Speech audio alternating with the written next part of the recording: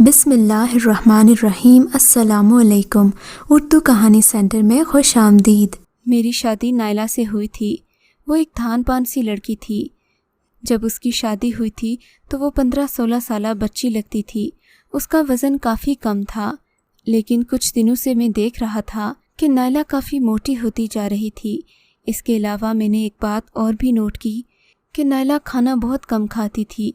اس کے باوجود نائلہ کا وزن زیادہ ہونا میری سمجھ سے باہر تھا۔ میں ان معاملات کو تو نہیں جانتا تھا۔ تب میں ایک دن اسے ڈاکٹر کے پاس لے کر گیا کہ شاید کوئی خوشخبری ہو، لیکن ڈاکٹر نے کہا کہ ابھی دور دور تک ایسی کوئی بات نہیں۔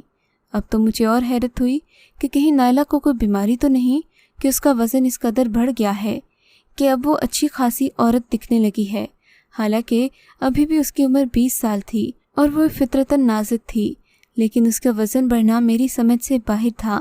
خیر یہ سب تو ٹھیک تھا، لیکن اس کا گمسم رہنا میری سمجھ سے باہر تھا۔ نائلہ کو ہر وقت نیند سی آئی رہتی۔ میں اس سے کوئی بات کرتا تو وہ ٹھیک سے جواب تک نہ دیتی۔ اس کی اس عادت نے مجھے پریشان کر رکھا تھا۔ میں نے اس سے کئی بار پوچھا کہ کیا بات ہے، اگر کوئی پریشانی ہے تو مجھے بتاؤ، میں تمہارا مسئلہ حل کرتا ہوں، مگر وہ بظاہر مطمئن نظر آتی اور کہتی کہ اسے کوئی مسئلہ نہیں۔ بہرحال میں بھی چپ ہو جاتا، اور کیا کر سکتا تھا۔ اگلے دن جب میں آفس سے آیا، میں نے دروازے پر دستک دی تو نائلہ نے دروازہ نہیں کھولا۔ میں دروازہ زور زور سے پیٹنے لگا تو پڑوس سے شمین آنٹی نکل آئی۔ شمین آنٹی، آپ کو کچھ پتہ ہے کہ نائلہ کہاں گئی ہے؟ دروازہ نہیں کھول رہی۔ میری بات پر شمیم آنٹی نے دیدے گھمائے اور بڑے معنی خیز انداز میں بولی، بھئی تمہاری بیوی تو گھر پر ہی ہے، اب دروازہ کیوں نہیں کھول رہی یہ تو میں نہیں جانتی۔ شمیم آنٹی کی بات کا مطلب نہ جانے کیا تھا۔ مجھے ان کا لہجہ بڑا ہی برا لگا۔ اس سے پہلے کہ میں ان سے کچھ اور پوچھتا، نائلہ نے دروازہ کھول دیا۔ اس نے دروازہ کھولا تو میں حیران رہ گیا۔ نائلہ کی آنکھوں میں سرخ ڈورے دوڑ رہے تھے۔ وہ بری طرح گھبرائی ہوئی تھی، اس کی سانس پھولی ہوئی تھی۔ نائلہ کیا ہوا ہے؟ تم ٹھیک تو ہو؟ میں نے آگے بڑھ کر اسے سہارا دینا چاہا تو وہ دھڑام سے نیچے گر گئی۔ خدایا، میں نے دروازہ بند کیا اور اسے اٹھا کر اندر لے آیا۔ وہ بڑی پریشان لگ رہی تھی۔ میں نے اس کے ماتھے پر ہاتھ رکھا تو سخت بخار میں تپ رہی تھی۔ نائلہ، خدا کے لیے مجھے یہ تو بتاؤ کہ ہوا کیا ہے، آخر تمہیں کیا پریشانی ہے؟ میرا اس نے کوئی جواب نہ دیا تو میں چپ ہو رہا۔ میں نے خود ہی اس مسئلے کا حل ڈھونڈنے کی کوشش کی۔ اب میں دفتر سے جلدی آ جاتا، زیادہ سے زیادہ وقت نائلہ کے ساتھ بتاتا تاکہ اسے کسی قسم کی کوئی پریشانی نہ ہو۔ ویسے بھی شادی کے بعد ہم دونوں اکیلے رہ رہے تھے، اس لیے نائلہ کا پریشان ہونا کوئی غیر معمولی بات نہیں تھی۔ لیکن جب سے میں دفتر سے جلدی آنے لگا، مجھ پر کئی اور بھی حقائق کھلنے لگے۔ تقریباً 5 بجے میں دفتر سے آ جاتا تھا۔ میں نے دفتر والوں سے خصوصی اجازت لی ہوئی تھی۔ میرا مشاہدہ بڑا گہرا قسم کا تھا۔ میں نے نوٹ کیا تھا کہ میرے گھر پہنچنے سے پہلے ایک کم عمر سا لڑکا گلی سے تقریباً بھاگتا ہوا جا رہا ہوتا تھا۔ اس لڑکے کو دیکھ کر مجھے عجیب سا شک گزرتا۔ میں نہیں جانتا تھا کہ وہ کس گھر میں آتا جاتا ہے، لیکن ایک محلے میں اجنبی لڑکے کا روز روز آنا جانا اور یوں گھبراتے ہوئے باہر نکلنا بڑی ہی غیر معمولی بات تھی۔ میں نے دیکھ لیا تھا اس کا وقت پکا تھا، 5:20 پر میں آتا۔ اس کا مطلب یہ تھا کہ وہ تھوڑی دیر پہلے ہی یہاں سے گزرتا ہوگا۔ ایک دن میں نے سوچا کیوں نہ اس کا پیچھا کروں۔ اگلے دن میں نے دفتر سے 4:40 پر چھٹی لی اور جلد ہی نکل آیا۔ میں اپنے گھر کے قریب پہنچ گیا تھا۔ یہ تقریباً 5 بجے کا وقت تھا۔ میں نے اپنی گاڑی کے شیشے کالے لگوا رکھے تھے، اس لیے کوئی مجھے پہچان نہیں سکتا تھا۔ میں نے گاڑی گھر کے پارکنگ ایریا سے تھوڑا دور کھڑی کر لی اور دیکھنے لگا۔ میں بیٹھا اس لڑکے کو دیکھ رہا تھا کہ وہ کہاں جاتا ہے۔ حیرت کا جھٹکا مجھے اس وقت لگا جب اس نے میرے گھر کی بیل بجائی۔ تھوڑی دیر بیل بجانے کے بعد نائلہ باہر نکلی تو لڑکے نے اپنی جیب سے چھوٹا سا پیکٹ نکال کر نائلہ کی طرف بڑھا دیا۔ نائلہ نے لفافہ لیا اور جلدی سے اندر چلی گئی۔ یہ دیکھ کر مجھے زیادہ غصہ تو نہیں آیا، ہاں مگر شک ضرور ہوا کہ آخر نادیہ کو اتنی سی بات مجھ سے چھپانے کی کیا ضرورت تھی۔ خیر پھر میں نے سوچا کہ اس نے یوں ہی نہیں بتایا ہوگا، میں نے بھی تو اس سے نہیں پوچھا۔ یہی سوچ کر میں نے گھر میں گاڑی پارک کی اور اندر چلا گیا۔ نائلہ نے دروازہ کھولا تو وہ ذرا خوش لگ رہی تھی۔ اس کا چہرہ ہلکا پھلکا تھا اور اس کی آواز میں بھی خوشی تھی۔ نائلہ، یہ لڑکا کیوں آیا تھا؟ وہ میں گاڑی پارک کرتے ہوئے دیکھ رہا تھا کہ ایک لڑکا اس دروازے پر آیا ہے اور تمہیں کچھ دے کر گیا ہے۔ کون تھا وہ؟ میری بات پر نائلہ مجھ سے نظریں چرانے لگی۔ پتہ نہیں کون تھا، ویسے ہی گھر گھر گھوم کر ملتانی مٹی بیچ رہا تھا، اس لیے میں نے بھی لے لی۔ دروازے پر آیا تھا نا، اس لیے۔ نائلہ نے بڑی مہارت سے کہا تو میں بھی مان گیا۔ کھانا کھانے کے بعد میں بیڈ روم میں آیا تو دیکھا نائلہ کے ڈریسنگ ٹیبل پر کوئی ملتانی مٹی نہیں رکھی ہوئی تھی۔ میں نے یہ بات دل میں رکھ لی۔ اگلے 2-4 دن نائلہ کا مشاہدہ کرتا رہا۔ اس نے تو کوئی ملتانی مٹی نہ لگائی۔ میں نے کہا نائلہ تم نے ملتانی مٹی نہیں منگوائی تھی تو کہاں گئی؟ کہنے لگی آپ بھی کیا عورتوں والی باتیں کرتے ہیں، یہ کام تو میں آپ کے جانے کے بعد کرتی ہوں۔ بھئی نائلہ کے پاس ہر بات کا جواب تھا۔ میں چپ ہو گیا، لیکن مسئلہ یہ تھا کہ اگلے دن دفتر سے آتے ہوئے وہ لڑکا پھر مجھے اپنے گھر کے دروازے پر نظر آیا۔ یہ دیکھ کر میں تو غصے سے تلملا اٹھا۔ روز کون سی ملتانی مٹی ہے جو یہ لڑکا دینے آتا ہے؟ میں نے سوچ لیا کہ اب میں اس لڑکے سے خود ہی بات کروں گا۔ اس دن تو وہ بھاگ گیا۔ اگلے دن میں نے گاڑی پارکنگ میں پہلے سے رکھ دی تاکہ اس سے پوچھ سکوں کہ وہ نائلہ کو کیا دینے آتا ہے، لیکن اگلے دن میرے لاکھ انتظار کے باوجود بھی وہ لڑکا نہیں آیا۔ شاید نائلہ کو معلوم ہو گیا تھا کہ میں اس کی نگرانی کر رہا ہوں، اسی لیے اس نے اس لڑکے کو منع کر دیا ہوگا۔ یہ سوچتے ہی میرے تو تن بدن میں آگ لگ گئی۔ میں اس کا شوہر ہوں، مجھے کیوں نہیں بتاتی آخر؟ میں غصے سے بھناتا ہوا گھر کے اندر گیا تو نائلہ اداس بیٹھی تھی۔ اس کا سڑا ہوا چہرہ دیکھ کر مجھے اور غصہ آ گیا۔ نائلہ مجھے سچ سچ بتا دو، وہ لڑکا یہاں کیا کرنے آتا تھا؟ میرے غصے سے بات کرنے پر نائلہ رونے لگی تو مجھے اس پر اور غصہ آیا۔ ایک تو تم عورتوں کے پاس رونے کے سوا اور کوئی کام نہیں ہوتا، بات کا جواب دو۔ وہ لڑکا یہاں کیوں آتا تھا، اور جب سے میں نے اس بات کا نوٹس لیا تب سے کیوں نہیں آتا؟ میری بات پر نائلہ خاموش رہی تو مجھے اور غصہ آنے لگا۔ نائلہ کا رو رو کر برا حال تھا اور میں چیخ چیخ کر بے حال ہو چکا تھا، مگر نائلہ مجھے نہیں بتا رہی تھی۔ کچھ دیر میں اپنے دفتر کے کاموں میں مصروف رہا۔ فارغ ہو کر وہی بات پھر میرے دماغ میں آئی۔ نائلہ مجھے بتا دو۔ وہ پاس بیٹھی چائے پی رہی تھی۔ میں نے اسے گھور کر کہا، مگر نائلہ پر تو جیسے کسی بات کا اثر ہی نہیں ہوتا تھا۔ تب مجھے آخری حل سوجھا، شک کے ساتھ کوئی بھی رشتہ نہیں چلایا جا سکتا۔ نائلہ اگر تم نے مجھے صبح تک نہیں بتایا، تمہیں ہوش و حواس میں کہتا ہوں، میں تمہیں سچ مچ طلاق دے دوں گا۔ اسے میری وارننگ نہ سمجھنا، میں صبح ہوتے ہی ایسا کروں گا۔ تم سے آخری بار پوچھ رہا ہوں، جب تک میں جاگ رہا ہوں مجھے بتا دو، صبح اٹھتے ہی میں تمہیں طلاق دے دوں گا۔ میں نے قطعی لہجے میں کہا تو وہ خوف سے کانپ اٹھی۔ خدا کے لیے ایسی بات مت کہیں، میں آپ کو سب بتا دوں گی، سب سچ بتا دوں گی۔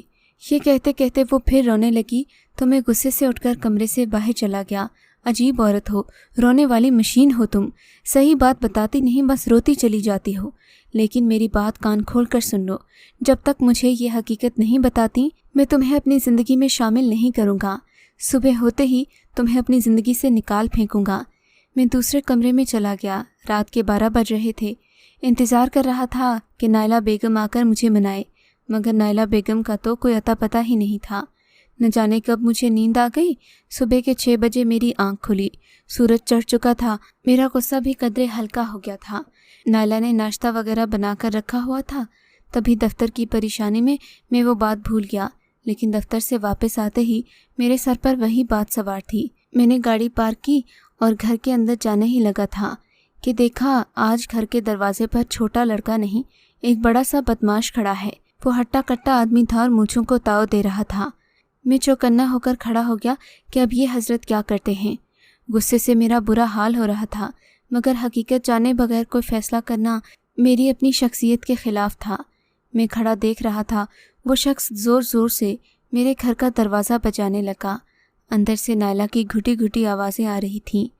وہ شخص اب زور زور سے چلانا شروع ہو گیا۔ یہ دیکھ کر مجھ سے بھی صبر نہ ہوا۔ میں انجان آدمی بن کر گاڑی سے اترا اور اس شخص کے پیچھے آ کر کھڑا ہو گیا۔ اس کے کاندھے پر ہاتھ رکھ کر مخاطب کیا، کیا ہوا بھائی صاحب، کوئی مسئلہ ہے کیا؟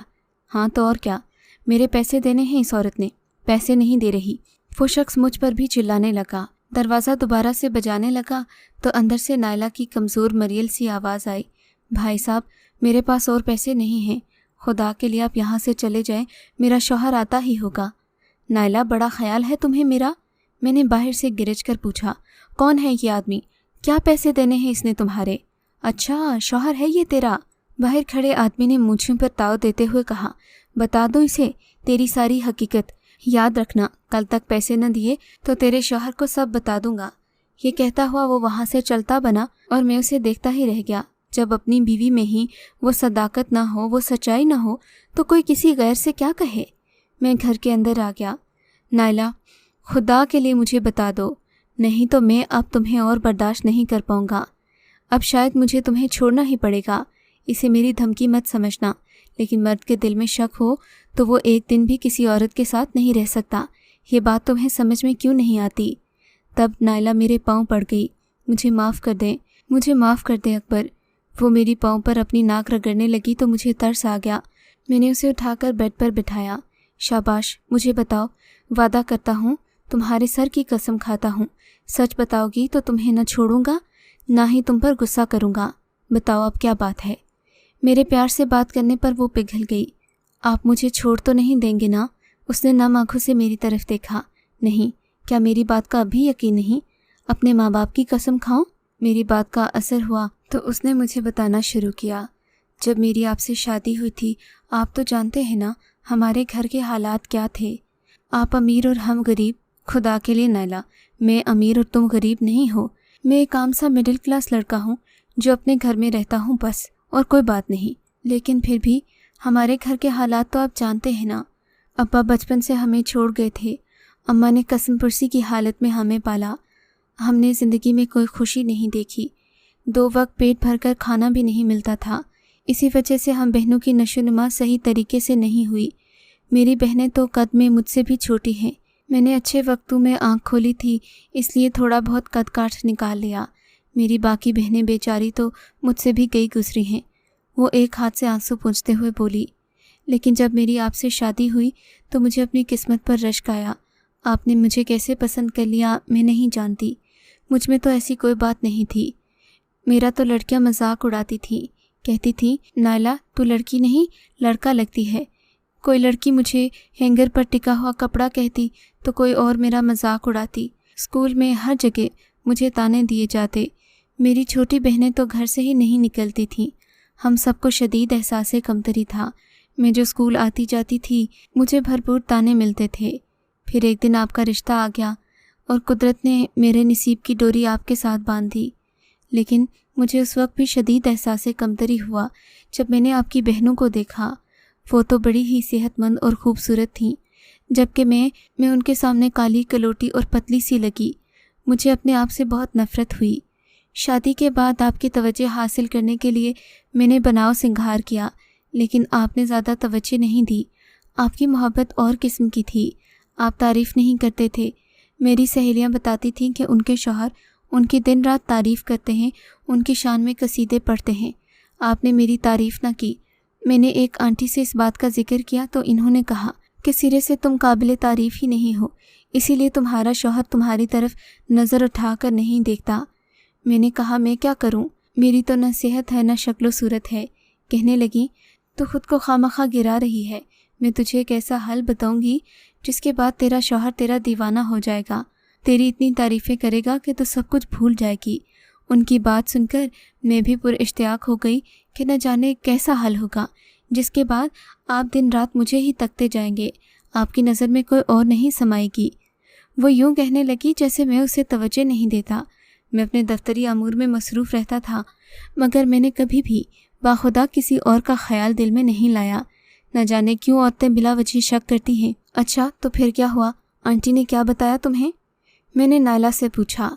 आंटी ने कहा मैं एक हकीम साहिब को जानती हूँ जो औरतों को ऐसी दवा देते हैं कि उनकी खूबसूरती दोबाला हो जाती है। मैंने आंटी की बात मान ली और उनके साथ हकीम साहिब की दुकान पर चली गई। हकीम साहिब की दुकान पर हम पहुँचे तो इन्होंने कहा वो मेरी नब्ज़ चेक करेंगे। नब्ज़ के लिए हाथ आगे बढ़ाया तो उन्होंने मेरा हाथ थाम ही लिया। मुझे बड़ा गुस्सा आया, लेकिन क्या करती, आपकी खातिर में कुछ भी करने को तैयार थी। बहरहाल हकीम साहिब ने मुझे एक सफ़ेद रंग की पुड़िया दी। कहने लगे कि ये घोलकर सुबह शाम पीनी है। उनकी बात पर मैं सख्ती से अमल करने लगी। कहने लगे इसके साथ दूध और दही नहीं खाना। मैंने वो भी काबू कर लिया। अब सुबह शाम हकीम साहिब की दी हुई पुड़िया खाने लगी। لیکن اس سے اثر یہ ہوا کہ مجھے نیند آنے لگی۔ اتنی نیند آتی کہ میں اٹھ نہیں پاتی تھی۔ میرا جسم پھول رہا تھا، میں اسی پر خوش تھی۔ میں سمجھی کہ میں صحت مند ہو رہی ہوں، لیکن اس کے ساتھ ساتھ مجھے نیند بہت زیادہ آتی تھی۔ ایک دن میں حکیم صاحب کی دکان پر گئی، انہیں اپنا مسئلہ بتایا تو وہ کہنے لگے کہ اب ذرا مہنگی دوا استعمال کرنا پڑے گی۔ انہوں نے مجھے ایک اور پڑیا دی، کہنے لگے کہ اب یہ استعمال کرو، تمہاری نیند جاتی رہے گی اور باقی مسئلے بھی ٹھیک ہو جائیں گے۔ میں نے ان کے کہنے میں آ کر وہ پڑیا بھی لے لی، لیکن یہ پڑیا تو تھوڑی سی تھی، جلد ختم ہو جاتی تھی۔ تبھی میرے پیسے زیادہ لگنے لگے۔ میں نے سوچا کہ حکیم صاحب سے پیسوں کی بات کیا کروں۔ میں نے کہا حکیم جی، میں روز روز آپ کی دکان تک نہیں آ سکتی، میرا بندہ شک کرتا ہے۔ انہوں نے آسان حل نکال دیا، کہنے لگے میرا لڑکا آ کر تمہیں دوا دے جائے گا، اس کو پیسے دیتی رہنا ورنہ اچھا نہیں ہوگا۔ انہوں نے یوں آنکھیں دکھا کر کہا جیسے میں برسوں سے ان کی قرضدار ہوں۔ مجھے ڈر لگنے لگا کہ کہیں وہ آپ کو یہ بات نہ بتا دیں۔ تب میں چپ چاپ اس لڑکے سے پڑیا لینے لگی۔ پڑیا میں نہ جانے ایسی کیا بات ہے کہ کھائے بغیر مجھ سے رہا بھی نہیں جاتا، اور اب میرے پاس انہیں دینے کے لیے پیسے نہیں بچے تھے تو میں نے اسے منع کر دیا۔ اب حکیم صاحب کی مجھے حقیقت سمجھ میں آئی۔ انہوں نے کل اپنا بندہ بھیجا اور مجھ سے پیسے مانگنے لگے۔ میرے پاس پیسے نہیں تھے تو وہ مجھے گالیاں دینے لگا۔ نائلہ پھوٹ پھوٹ کر رونے لگی۔ میری جان نائلہ، تمہیں کب لگا کہ میں تمہیں نظر اٹھا کر نہیں دیکھتا؟ ایسی کوئی بات ہوتی تو میں کیوں تم سے شادی کرتا؟ خدا نہ خواستہ تم کو میرے سر پر تھوڑی تھوپی گئی تھی۔ میں نے تو اپنی مرضی اور پسند سے تم سے شادی کی۔ میں نے اسے سمجھانے کی کوشش کی، بالآخر اس کا رونا بند ہوا، میرے دل سے بھی شک نکل گیا تو مجھے بھی اصل بات سمجھ میں آ گئی۔ نائلہ نے مجھ سے ڈر کر جھوٹ بولا، یہاں تک کہ وہ اندر ہی اندر گھلنے لگی۔ پھر میں اسے ڈاکٹر کے پاس لے کر گیا۔ ڈاکٹر سے پتہ چلا کہ حکیم صاحب نے اسے غلط دوائیں دی ہیں، جن کے استعمال سے اس کا ہارمونل امبیلنس ہو گیا، جسم پھولنے لگا۔ کچھ عرصہ علاج کے بعد وہ ٹھیک ہو گئی۔ آج وہ میرے 3 بچوں کی ماں ہے۔ بچوں کے بعد سے وہ ویسے ہی بھری بھری لگتی ہے۔ میں اسے اکثر چھیڑتا ہوں، پوچھتا ہوں کہ اب کون سی دوا کھا لی جو تم نے اتنا رنگ روپ نکال لیا؟ ہنس کر کہتی ہے میں نے آپ کے پیار کی گولی کھائی ہے، یہ آپ کا خیال ہے جو میرے چہرے پر چھلکتا ہے۔ اس کی باتیں سن کر میرا دل اطمینان سے بھر جاتا ہے۔ خوش رہنے والی عورت کسے پیاری نہیں ہوتی۔ اگر آپ کو یہ کہانی اچھی لگی ہے تو اس ویڈیو کو لائک کیجیے اور اس طرح کی مزید ویڈیوز دیکھنے کے لیے ہمارے چینل کو سبسکرائب کیجیے۔